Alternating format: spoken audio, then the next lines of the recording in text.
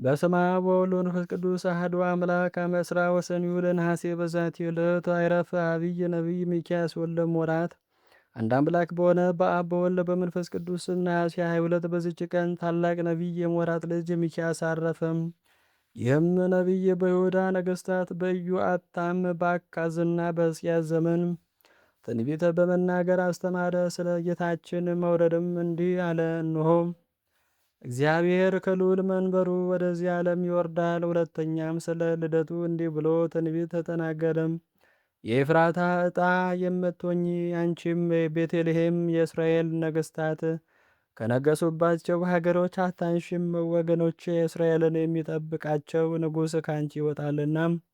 ስለ ምኵራብ መቅረት፣ ስለ ቤተ ክርስቲያንም በዓለም ሁሉ መታነጽ ትንቢት ተናግሯል። ዳግመኛም ስለ ሕገ ወንጌል መሰራት ሕግ ከጽዮን የእግዚአብሔር ቃል ከኢየሩሳሌም ይወጣል አለ። የትንቢቱም ወራት ሲፈጸም ወደ በጎ ሽምግልና ደርሶ ወደ ወደደው እግዚአብሔር ሄደም። የትንቢቱም ዘመን ከጌታችን መምጣት በፊት በ800 ዓመት ነው። ማርታ በምትባልም ቦታ ተቀበረም።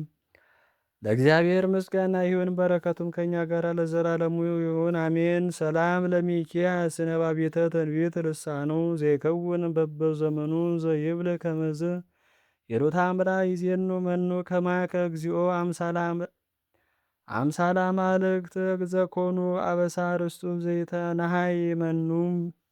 አንድ አምላክ በሆነ በአብ በወልድ በመንፈስ ቅዱስም ነሐሴ 23 በዝች ቀን በእስክንድርያ ሀገር ከክርስቲያን ወንድሞቻችን 30,000 ሰዎች በሰማዕትነት ሞቱም።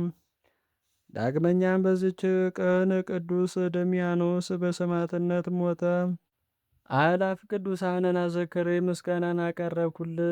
ቅዱሳን ዘወትር አንተን ያገለገሉ ናቸው። በድኅነቴም አነብልህ መጽሐፍ ምስጋና ተቀበል። አንተ ብዙ ባለጠጎች ካገቡት ይልቅ የድሃ መበለት ስጦታን ተቀብለሃልና።